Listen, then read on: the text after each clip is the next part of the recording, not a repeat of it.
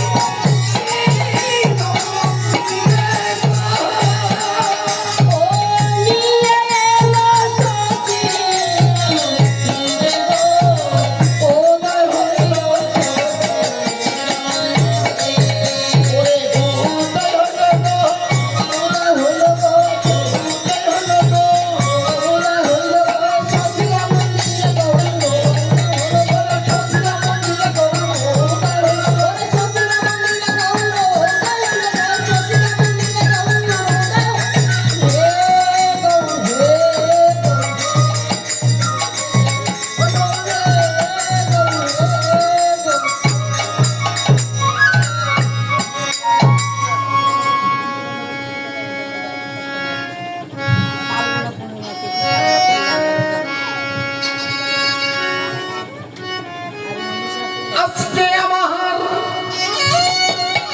জগন্নাথ মিশ্র নাম শশী পুত্রকে পেয়ে আনন্দিত হলেন। আর দিলেন সন্তানকে আদর যত্ন দিয়ে মা বাবা লালন পালন করিতে লাগলেন। একদিন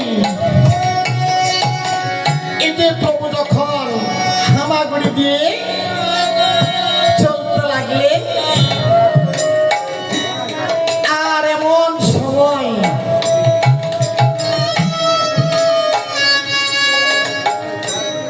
এই যে রাত্রের বেলা দেখলেন মা শশী রানীর স্বপ্নে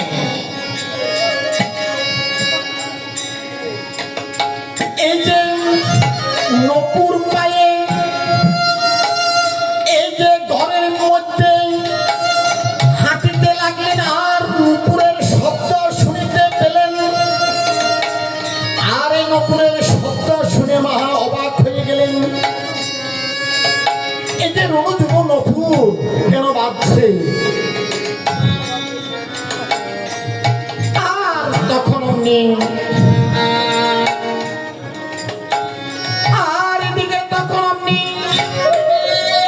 সকালবেলা তখন আপনি ছোট ছোট পা দেখলেন। আমার বালক তো হাঁটতে পারে না, এই পা গুলি কিসের? আজকে আমার শ্রীকৃষ্ণ শশী রানীকে এই যে দেখাইতেছে আমি তোমার গর্ভে জন্ম ধারণ করেছি, তুমি আমাকে চিনে নাও। মা তো চিনে না রে, মা মনে করে এটা আমার সন্তান। মা বাৎসল্য প্রেমে সন্তানকে লালন পালন করেন। মায়ের বাবার একমাত্র বাবুল বাৎসল্য ভাব। এই যে সন্তানকে চিনে না, সন্তান কোনজন? সে যে বৈকুণ্ঠের শাহী, সেই যে প্রভু আমার শ্রীকৃষ্ণ, সে চিনে না। হয়েছে। আর কিছুদিন পরে আমার নিমাই যখন আপনি হাঁটিতে লাগলেন, আর এমন সময় নিমাইকে শশীরানী খই সন্দেশ দিলেন খেতে। এই যে মাটির একটি এই যে ভান্ডার মধ্যে খই সন্দেশ দিলেন নিমাইকে খেতে। আর এদিকে নিমাই সেই খই সন্দেশ না খেয়ে নিমাই কেবল মাটি খায়।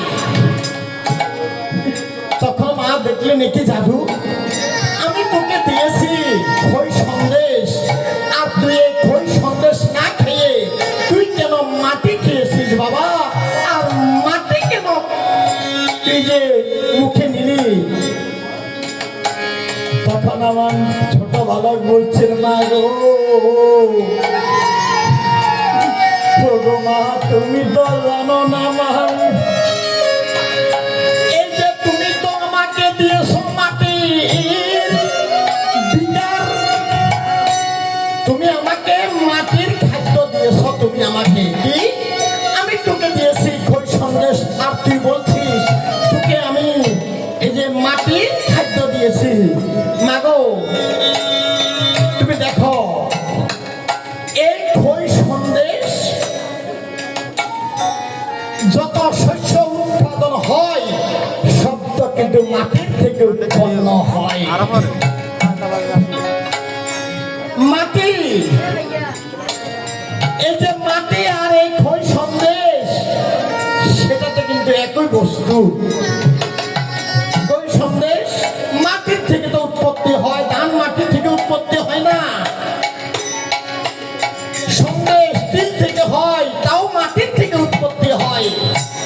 মাগো তুমি তো আমাকে মাটি খেতে দিলে মা, তুমি কেন আবার কিন্তু আমাকে অনীহা তুমি আবার নিষেধ করেছ? মা তো জানে না রে নিলে যে আধ্যাত্মিক। তখন নিমাই কিছুদিন পরে